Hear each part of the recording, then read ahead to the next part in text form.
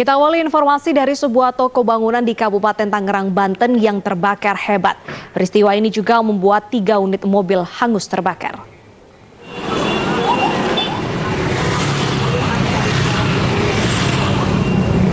Kobaran api dengan cepat membakar sejumlah toko bangunan yang berada di Jalan Raya Balaraja, Kabupaten Tangerang, Banten, Rabu dini hari. Banyaknya bahan yang mudah terbakar membuat api semakin besar hingga meludeskan seluruh bangunan dan 3 unit mobil yang berada di dalam toko. Warga sekitar yang panik langsung menyelamatkan harta benda mereka ke tempat yang aman. Ledakan tiner yang terjadi beberapa kali membuat jalan raya Serang, Balaraja ditutup hingga mengakibatkan kemacetan 3 km. Sedikitnya 8 unit mobil pemadam kebakaran dari Kabupaten Tangerang dikerahkan untuk menjinakkan api. Tidak ada korban jiwa dalam kebakaran ini, namun kerugian yang diderita pemilik toko mencapai ratusan juta rupiah. Material tersebut banyak bahan-bahan material yang terbakar, seperti ada thinner, ada cat, ada plastik juga, dan ada mobil yang terbakar, 3 unit mobil yang terbakar. Untuk penyebab kebakaran ini Kebakaran juga terjadi di pabrik biji plastik dan drum daur ulang di Kalideres, Jakarta Barat. Diduga penyebab kebakaran ini berawal dari korsleting panel listrik.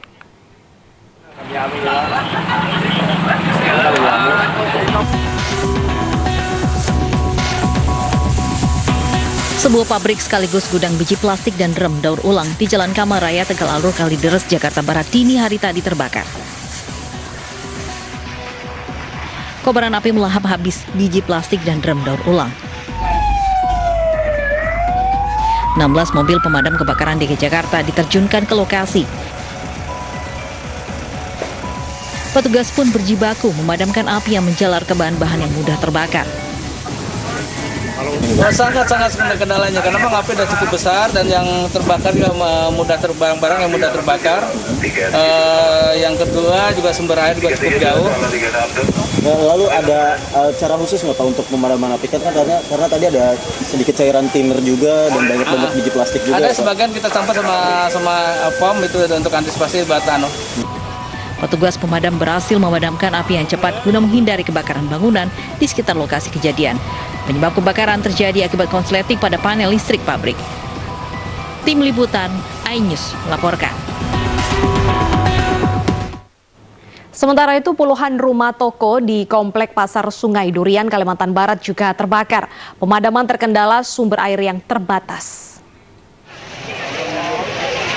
Tim pemadam kebakaran dari Busera Sintang, Damkar Pemda Sintang, dibantu water cannon milik Polres Sintang berjibaku memadamkan api yang membakar 30 ruko di Komplek Pasar Sungai Durian, Kalimantan Barat. Petugas terkendala untuk melakukan pemadaman karena sulitnya mendapatkan sumber air terdekat. Kerumunan warga yang menyaksikan kebakaran juga mengganggu mobilisasi mobil pemadam. Pemirsa, belum diketahui penyebab pasti dari kebakaran ini. Beruntung tidak ada korban jiwa, namun kerugian mencapai miliaran rupiah.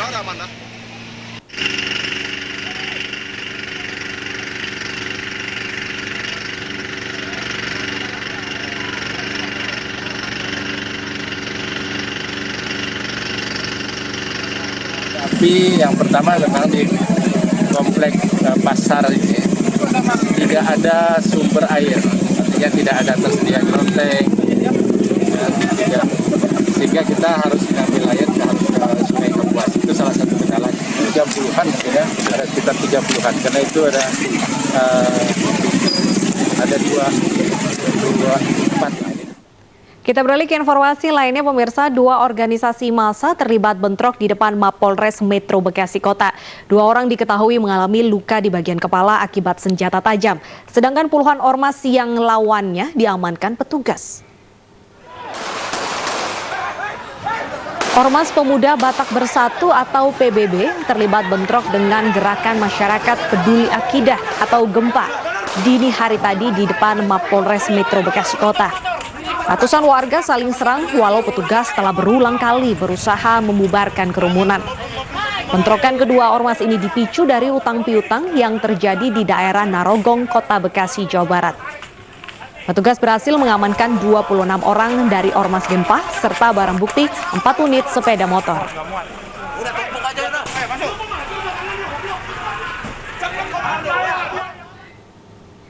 Pemirsa, seorang pria tak dikenal berteriak sembari mengacungkan golok di depan Mapolresta Yogyakarta sore kemarin. Diduga hendak menyerang aparat, pria tersebut langsung ditangkap.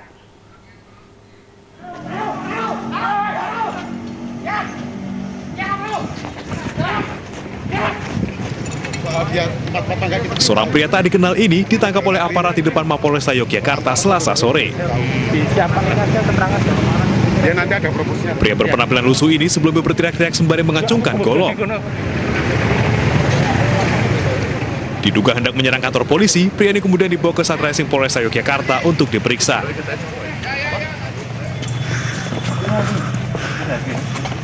Ini saat ini sedang dilakukan pemeriksaan awal, tapi dari pemeriksaan awal yang bersangkutan ini tadi mengatakan kalau dia sepertinya mendengar seperti halusinasi.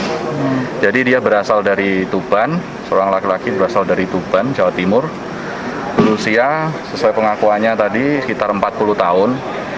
Jadi dia melakukan itu tujuannya katanya mendengar suara-suara.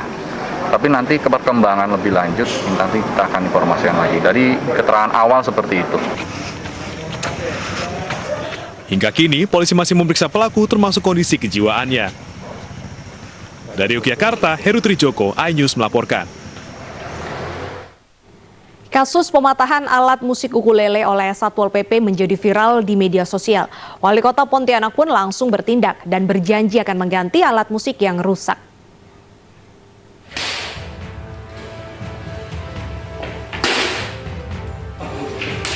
Beredar video viral seorang petugas Momong Praja Kota Pontianak sedang mematahkan satu persatu gitar ukulele milik pengamen yang terjaring razia. Video ini pun mendapat kritikan warganet karena dianggap arogan. Itu kan di dalam hati nurani saya ada merasa kasihan juga ya kan dengan mereka yang pengamen jalanan tadi kan yang memakai ukulele, dan sedangkan mereka siapa gitu kan. Kalau mereka silanya mereka ditertibkan dengan cara yang halus pun mereka, saya yakin mereka tidak melawan. Sebagai pecinta musik, Wali Kota Pontianak, Edi Rusdi Kamtono, menyesalkan perbuatan tersebut dan berjanji akan mengganti alat musik yang rusak.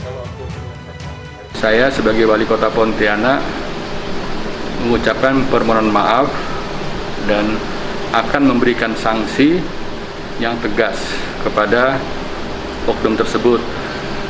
Dan sebagai pecinta musik, saya turut prihatin dengan kejadian ini.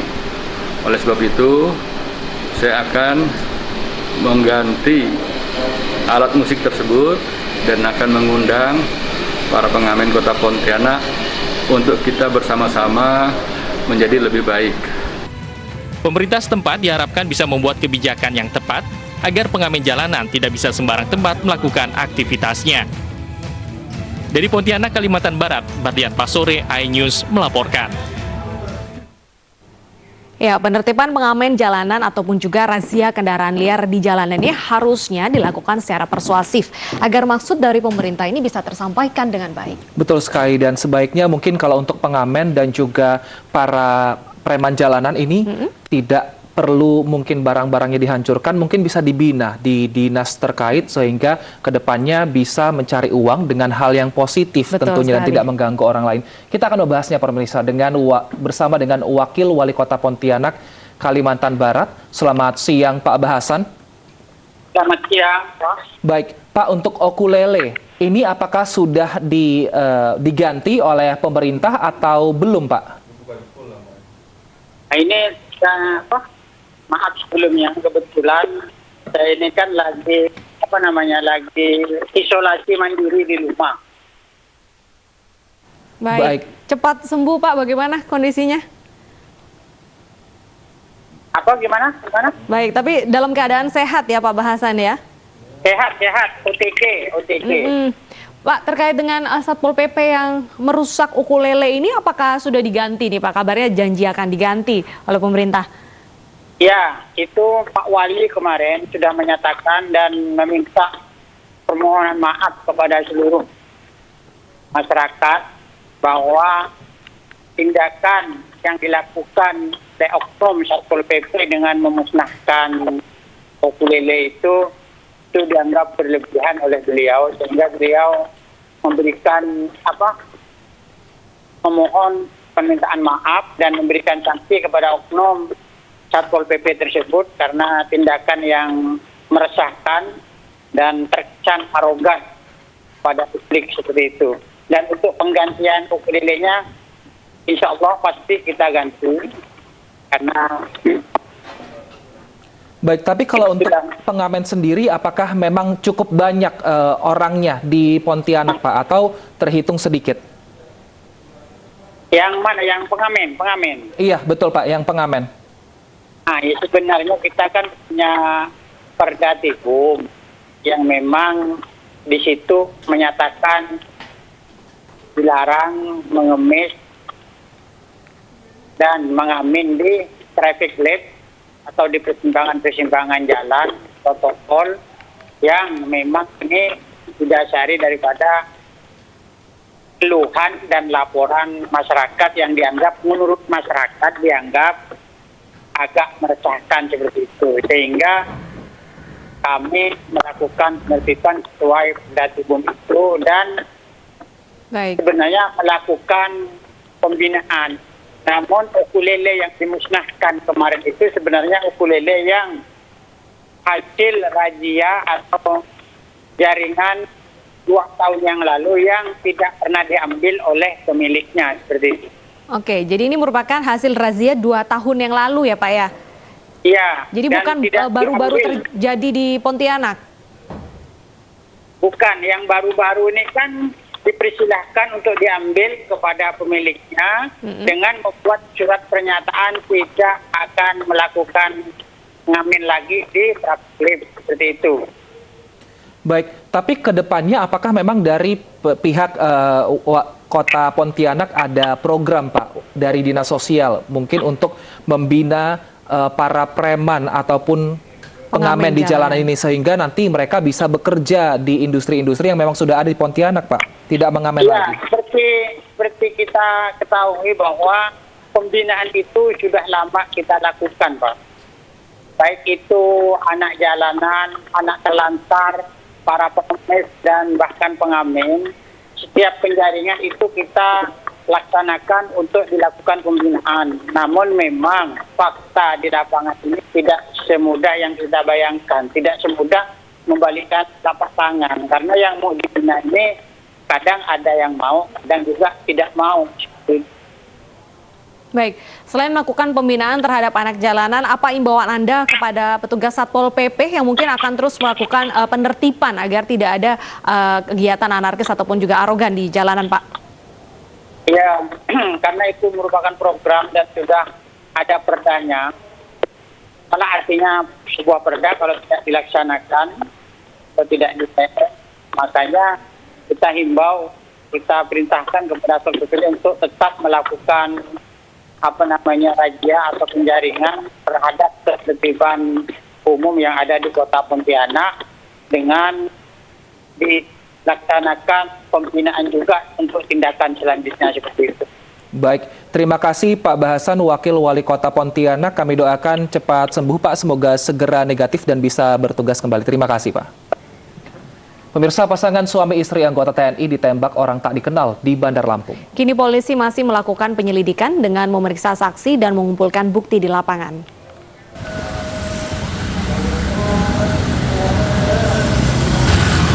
Pasca peristiwa penembakan, pasangan suami istri anggota TNI oleh orang tak dikenal pada Selasa pagi di Bandar Lampung, polisi terus memburu pelaku.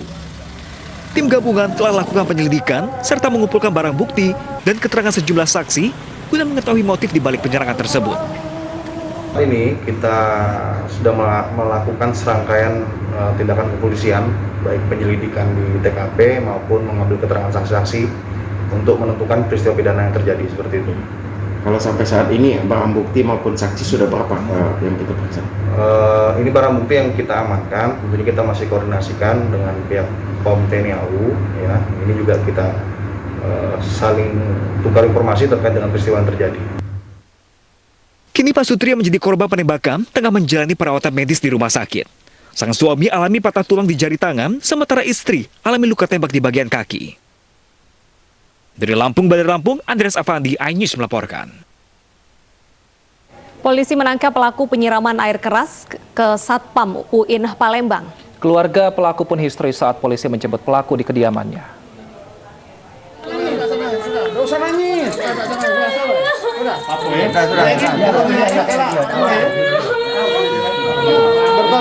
Keluarga terus menangis saat polisi menjemput Indra Julizar, pelaku penyiraman air keras di kediamannya di Jalan Wahid Hashim, Palembang, Sumatera Selatan.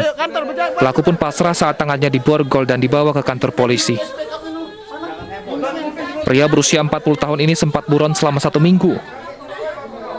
Pelaku merupakan orang suruhan yang menyiram air keras kepada Aminuddin, Satpam Universitas UIN Palembang. Ia dibayar sebesar Rp1.300.000. Indra merupakan salah satu dari 4 tersangka. 3 sudah ditangkap sementara 1 masih buron. Ini dia pelaku ini inisial IJ. Salah satu dia ini yang menyiram, malah dia yang menyiramkan luka parah itu kepada korban. Ada satu lagi pelaku yang memang kita masih kejar, jadi mereka melakukan kegiatan tersebut 4 orang. 2 sudah kita amankan, 1 ini kita masih amankan. Kita juga sudah mengantongi identitas yang menyuruh melakukannya untuk pengembangan lebih lanjut sehingga perkara ini tuntas. Pada 25 April lalu, korban Aminuddin disiram air keras saat berada di rumahnya di Kelurahan Talang Jambi, Sukarami, Palembang.